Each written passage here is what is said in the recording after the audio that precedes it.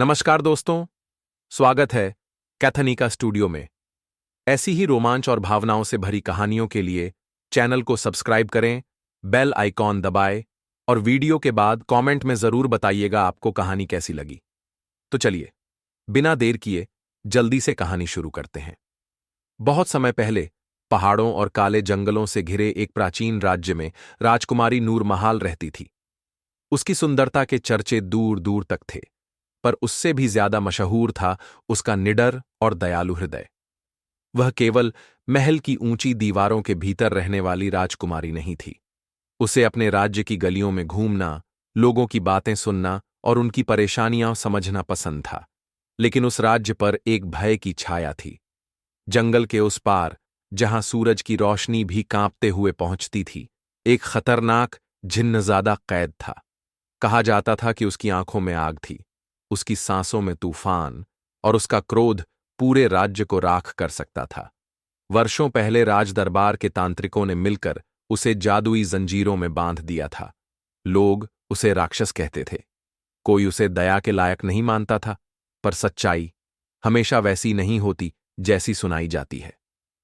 एक दिन राजकुमारी नूरमहाल को महल की पुरानी लाइब्रेरी में एक रहस्यमयी किताब मिली। उसके पन्ने अपने आप खुलने लगे, जैसे कोई अदृश्य शक्ति उसे बुला रही हो। किताब में जिन्नज़ादे का चित्र था, पर वैसा नहीं जैसा लोगों ने बताया था। उसमें एक युवा चेहरा था, उदास, अकेला और धोखे का शिकार। किताब में लिखा था कि वह जन्म से दानव नहीं था, उसे श्राप दिया गया था। नूरमहाल के मन में तूफान उठ खड़ा हुआ। क्या हो अगर वह निर्दोष हो?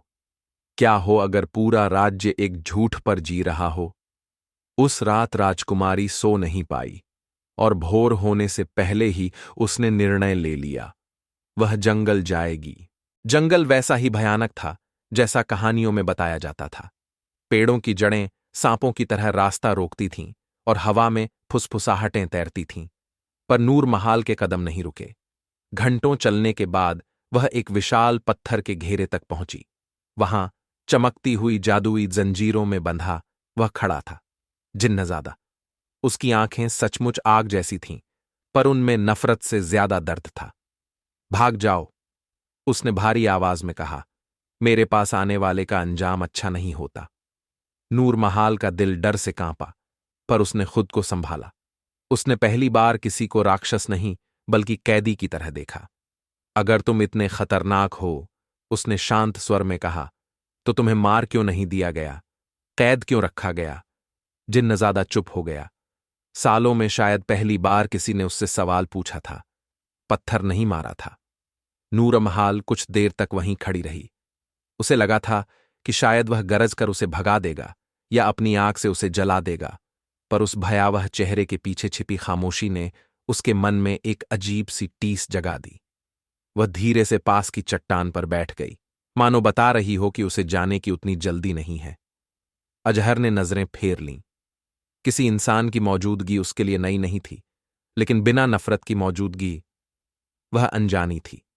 उसे समझ नहीं आ रहा था कि यह लड़की मूर्ख है या साहसी। तुम डरती नहीं? उसने कुछ देर बाद पूछा।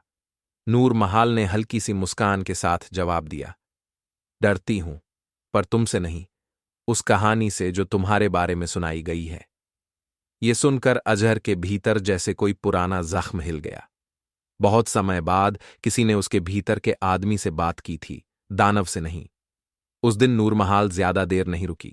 जाने से पहले उसने पास रखा पानी का अपना छोटा मशक पत्थर पर रख दिया। अगर प्यास लगे, इतना कहकर वह लौट गई। अजहर ने देर तक उस मशक को देखा। कई सालों में पहली बार किसी ने उसके लिए कुछ छोड़ा था, उससे छीना नहीं था, और यही शुरुआत थी। उसके बाद जंगल की राह उसे बार बार बुलाने लगी। अब वहां सिर्फ डर नहीं था, वहां एक अधूरी कहानी थी जो सुने जाने का इंतजार कर रही थी। नूरमहाल आती, कभी दूर खड़ी रहती, कभी थोड़ी देर बैठ जाती। अजहर कभी चुप रहता, कभी एक आधा वाक्य बोल देता। शब्द कम थे, पर उनके बीच की दूरी धीरे धीरे बदल रही थी। अनजाने में ही वे दोनों उस खामोशी के आदी होने लगे जिसमें किसी तरह का फैसला नहीं था। धीरे धीरे मुलाकातें बढ़ने लगीं। नूरमहाल रोज आने लगी। वह उसके लिए पानी लाती, बातें करती और उसकी कहानी सुनती। उसे पता चला कि उसका नाम अजहर था। एक दिन नूर महाल चुपचाप बैठी थी। उसने पानी का पात्र उसकी ओर बढ़ाया। अजहर ने कुछ क्षण उसे देखा, जैसे तय कर रहा हो कि बीते हुए समय का दरवाजा खोले या नहीं। फिर उसकी आवाज गहरी हो गई, भारी, जैसे हर शब्द किसी पुराने जख्म से निकल रहा हो। तुम जानना चाहती हो मैं ऐसा क्यों हूं?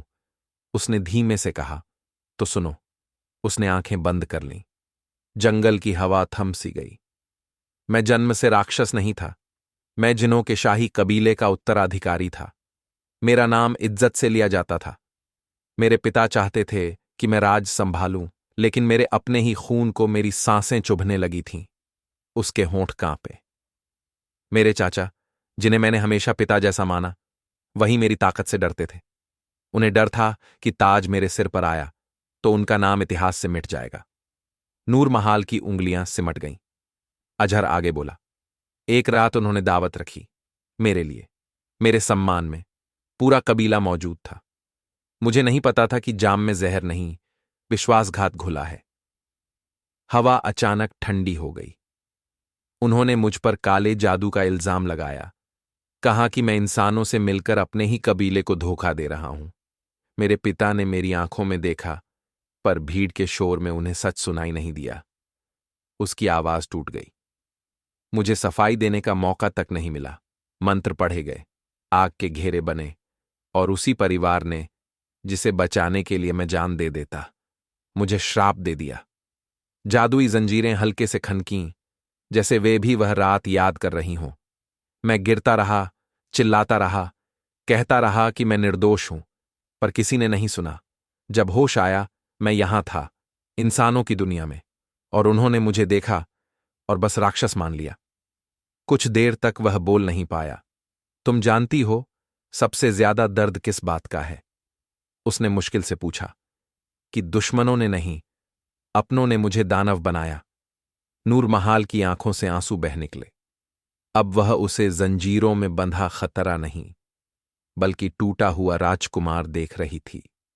अजहर ने कड़वी हंसी हंसी। कभी कभी सोचता हूं, काश उस रात सच में मर गया होता। कम से कम याद तो इंसान की तरह किया जाता, दानव की तरह नहीं।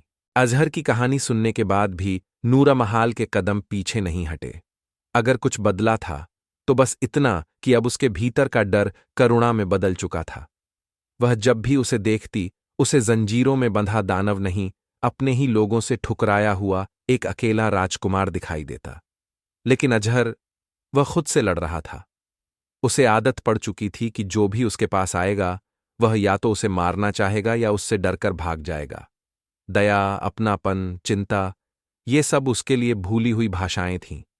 इसलिए जब नूर महाल मुस्कुराकर उससे बात करती तो उसे गुस्सा आता। वह उसे रोकना चाहता था, दूर धकेल देना चाहता था। मुझसे लगाव मत रखो, वह अक्सर कठोर स्वर में कहता। मैं मुक्ति नहीं, विनाश हूं। पर नूर महाल हर बार शांत रहती। विनाश वो होता है जो बिना चाहे होता है, वह कहती। तुम तो हर बार मुझे बचाने की कोशिश करते हो। अजहर के पास इसका कोई जवाब नहीं होता।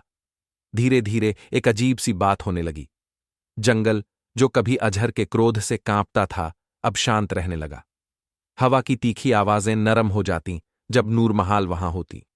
यहां तक कि जादुई जंजीरों की तपिश भी कम महसूस होती। अजहर समझ नहीं पा रहा था, ये लड़की उसकी सजा क्यों हल्की कर देती है। एक दिन नूर महाल का पैर फिसला और वह पत्थरों पर गिर पड़ी। चोट मामूली थी, पर अजहर की प्रतिक्रिया भयानक थी। उसकी आंखों की आग भड़क उठी। जंजीरें गरजने लगीं, जैसे पूरा जंगल उसकी बेचैनी दोहरा रहा हो। तुम्हें यहां नहीं आना चाहिए, वह चीखा, पर उस चीख में डर था, उसके लिए। नूर महाल ने दर्द के बावजूद मुस्कुराकर कहा। तो फिर मुझे आने से रोक क्यों नहीं देते? अजहर चुप हो गया, क्योंकि सच यह था, अब वह उसे देखे बिना रह भी नहीं पाता था। पर प्रेम जितना सुंदर था, उतना ही खतरनाक भी। अजहर खुद को पीछे खींचने लगा। वह कम बोलता, नजरें चुरा लेता। उसे डर था कि अगर उसने इस भावना को स्वीकार कर लिया तो भाग्य उसे फिर छीन लेगा। मैं टूट चुका हूं, उसने एक शाम कहा, मेरे पास देने के लिए कुछ नहीं है। नूर महाल उसके करीब आई। तुम्हारे पास दिल है, उसने धीरे से कहा, और वही सबसे बड़ी चीज है। उस पल अजहर की सारी क्रूरता, सारी नफरत जैसे थक कर बैठ गई। पहली बार उसे लगा, शायद वह फिर से दानव नहीं, कोई बन सकता है, किसी का अपना। तो दोस्तों, कहानी यहां खत्म नहीं होती। अभी तो असली राज्य और भी बाकी है। अगर आपको ये कहानी पसंद आई हो तो कमेंट करके जरूर बताइए, और पार्ट 2 के लिए चैनल को सब्सक्राइब करना मत भूलिए। मिलते हैं कहानी के अगले भाग में।